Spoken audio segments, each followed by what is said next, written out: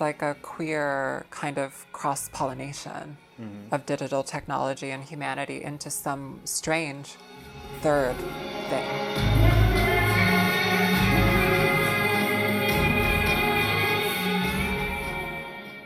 Hi, this is Alvin Rowe. I'm with producer, composer, and vocalist Lyra Pramuk.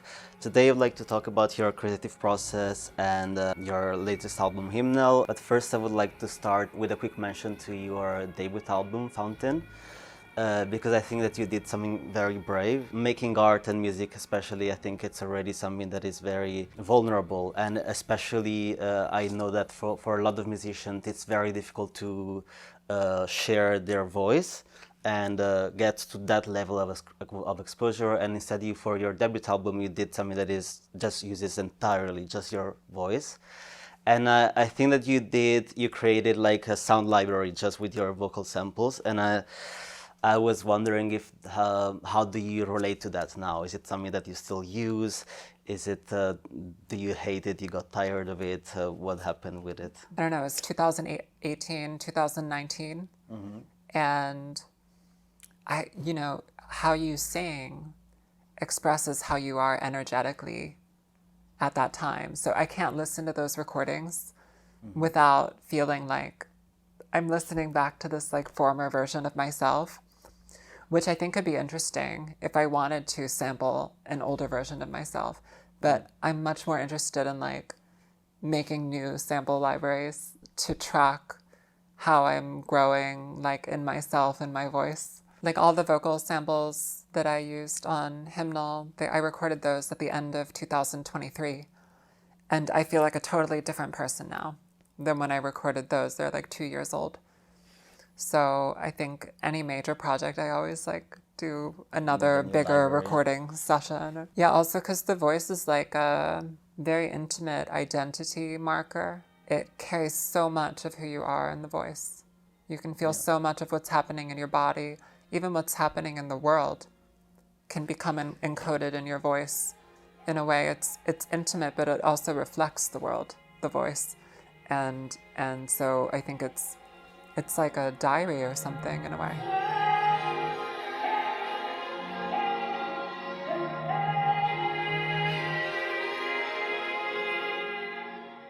You mentioned something that kind of surprised me, but now also makes total sense about you being inspired by early 2000s hip hop. And now it makes sense to me because I imagine like these producers that were making, like using samplers as physical instruments. And that kind of music, I think it's very far from the kind of music that you make. But also now with that lens, I realize, like, for instance, in Rewild, there is a way that you use samples that is very much like, this technique that is very used in hip hop, that you like launch it and then loop it before it's over, like, dun, dun. And in Rewild, I realize you do that a lot, for instance, but I think also in other tracks. And I was just wondering if in your creative process there is any jamming on an instrument, like playing an instrument over a backing track, or just improvising with with an instrument with your hands. Yeah, so I mean, I actually did that on the track on Hymnal called Meridian. It was a sequence, like a harmonic sequence that I wrote, 8 chords. We recorded them, and then I put it into a chop sampler, and then played it on, like, resampled on MIDI keyboard, and played it on a sampler, and that's what you actually hear on the track. I'm like resampling these chords that we recorded. I wrote it one way, and you never hear it the way that I wrote it. It was just being like resampled and played like on a MIDI controller. I do that a lot with my voice too, where I'll make like synths or like synth instruments out of my voice. So I use like synthetic resampling and like automate it like you would with like modular synthesis. I do that, but then I also do it like where I play like on the keyboard on a sampled instrument of my voice and play it into other textures or other sounds. I do that a lot. So I play my voice almost like if it was a keyboard or something. And is that also similar to how you worked with the quartet that you recorded with for Hymnal? Because I also wanted to ask, how was the process with that? Like, did you have some compositions that you shared with them to record, or did you record something that then you also resample and you reused for the tracks, for the Everything. pieces? All of it. All of it. Yeah, so I had like a lot of demos that I had written parts for and then arranged. And we spent a day and a half just like recording with them these parts and trying to get the sound that I wanted, which is hard because I wanted it to sound really like sawtooth synths, basically, like very, very straight and almost like static and velocity, like an electronic synth. And they're not used to playing with that because they're really good musicians Because they're also human, so. and really like thoughtful, sensitive people, you know. So to get them to play like this, like it was really hard. Like I had to go in the room and like really like almost like conduct and be like, look, this is like, I want you to play like really stupid, like be really stupid, you know. And we did that, and then I had another collection of like some of the more experimental like produced vocal textures that you hear on the record. Some of them I already knew like I wanted to feature them on the album, and I prepared those as well, and I would like play them to the quartet, and we would like make a game of like improvisation, like this certain style, or like maybe you two start this kind of style, and then they would improvise super freely with their incredible artistry and imagination and their ability to like play together and improvise together. And I would like call changes sometimes in the booth. And so there I think 3 tracks on the album, they were based on like a vocal sample loop. Okay. And then the string sound on the track was a loop that I cut from their improvisations. So we did like most of it was pre-composed and recorded, but then there were some parts where it was based on like me sampling their improvisations. Is there any actual electronic sound, like where the source is not like acoustic, like vocals or acoustic sound? Because that's actually interesting that I guess your music can be classified in part as electronic music, but is there any electronic instrument? Yeah, I mean, some of the processing I do with the vocals, it gets to a point where it's basically a synth. Texture itself. Yeah. It's like gets pushed to the point where it's like a synth that's like sampled from voice. There's a few different instruments I use to achieve that effect, but one of them is like a reharmonizer effect. That creates basically like with MIDI, like 4-voice synthetic texture based on an audio input. Okay. So you can play MIDI chords with it based on like a single. Okay. So like it modulates the initial texture. Exactly, into like a 4-part MIDI, and it sounds, the way that it's reharmonized, it sounds very synthetic. Okay. Almost to the point where you would think it's a synth, where you don't know, it's kind of in between a voice and a synth. So I really love to play in that space. I think it's, first of all, I just love the sound of it, to push the voice in that way. But I think I love it too because there's so much about our culture now that feels really like such a blend between like digital technology and humanism, that it feels almost like very authentic somehow to me. Yeah, it's very natural probably as well. Yeah, even though maybe it's weird now, I think in 5 years it won't feel weird. Do you know what I mean? Yeah, no, for sure. But also just if you think about, I don't know, a lot of the first electronic music or popular electronic music, like Kraftwerk, for instance, there was a lot of exaggeration of that, like that it was mostly just the voice that was very robotic. Or Cher, you know, the first autotune tracks. Now that doesn't sound artificial at all. It sounds very natural. Yeah, and I'm friends with Holly Herndon. We worked together in the past as well. And I was really inspired from her music. She's an American composer, and she's worked a lot with like a lot of technological processes and creating poetic, artistic works that are about technical infrastructure. And yeah, she inspired me a lot too, because she has always worked with the voice also in a very, very adventurous way, but still like very strong musically. This idea of like a post-human voice, I think is is really interesting. And we have all these like AI agent bots now, and it feels more real now. Yeah, I feel like that's going though in the opposite direction, both that it's not creative or hopeful or innovative, but it's more just trying to stick to what the human sound is and should be in a way, as if there is a way to keep it in a box. Yeah.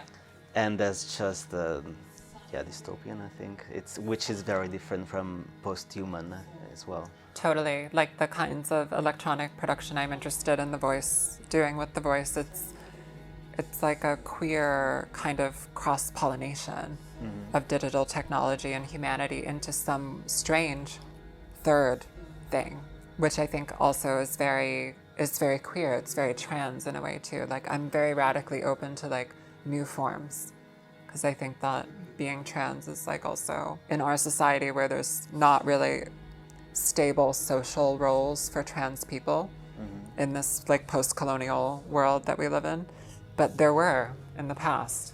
And so it's like I don't know, like reclaiming a perspective where transness can be also like a lens into thinking about human society and culture, which I think is really important, actually, also politically, to respect my own position in society and say, this is a worthwhile perspective to have. There are beautiful things that can come from this perspective. Now I'm also thinking, for instance, a lot of what you do is influenced by choir music, and that's, for instance, an environment that is very strictly, has always been categorized in a binary way, and then again binary in its own division. And what are actually some of the choir music that influenced your own creativity throughout the years? I mean, I was raised in like Western tradition, so there was a lot of like Western choral music, but I would say also that in terms of what constitutes like choral music, I'm interested more broadly in folk music, secular and religious music from many different cultures that are also non-Western, and that can take many forms because the culture affects how you think of what choir music is. I mean, the folk music culture changes kind of what does it mean to do like group singing. And so I'm inspired by a lot of recordings also of like a lot of different music from Asia, Africa, Middle East, South America. Like there's so much really interesting like polyphonic vocal music like all over the world, that I'm just really fascinated by all of this too. And I think it's also like that I want my music to be in solidarity with like indigenous people and tribes and like people who are like fighting oppression and like state power.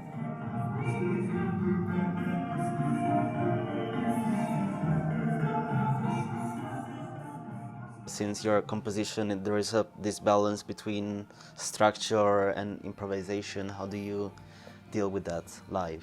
I have like a rough map for when I'm doing more loopy things, or maybe it feels more like a solo moment, or if it feels more like a moment where I'm like improvising texture. I have a rough map for that. I've done it enough times that it became like a piece, or there's like a form to what I'm doing.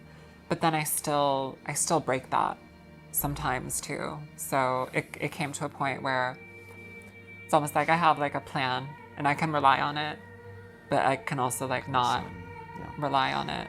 So like the song that is recorded on the album for you is not like fixed in stone, like that's what happened in that recording, and it can also evolve and change. I think probably more interesting to me is that each of those, especially with this record, like there are these like little micro worlds, and they have different like aesthetic, formal, emotional feelings. Each of the tracks, they're all related, but they're all kind of these different like micro worlds. And I feel like as long as I'm being true to what that micro world is for me, energetically, spiritually, emotionally, that I'm happy with it. Because it should like have the kind of feeling of it's like a world more than a track. Like maybe like a little microsonic world.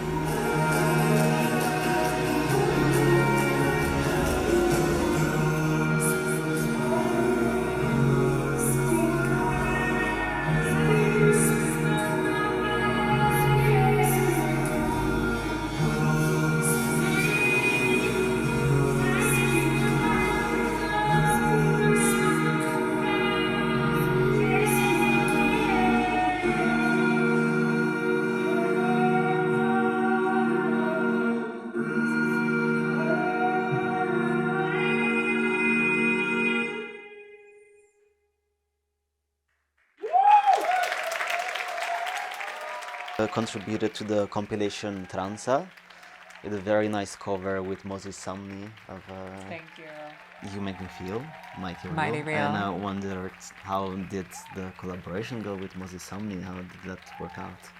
I think they had approached Moses, and then Moses asked me if I wanted to do something together. And we had a few songs in mind, and ultimately we settled on Sylvester because Sylvester is like trans icon for me. And I felt really, really strongly that I wanted to do Sylvester, and Moses agreed that that could be really cool. Okay. It was hard because for me, because everything I'd done before that point was like much more experimental than making a cover of a disco song. So that was one of the most challenging things I've done musically, in a way. Okay. Yeah, because it's like to make it your own, you mean, in to a way? kind of keep it my own, but still kind of fit this like pop idiom and help Moses to feel that it's something that he could be proud of, that fits into his sound world. Kind of producing more in this pop way, in a way, but still trying to like maintain my own style in that was really challenging. But I think I could do it better next time. If you Yes. Yeah, it was. If they do another one, you're just gonna do the same song, just another Yeah. another version. Thank you so much. Thank you too.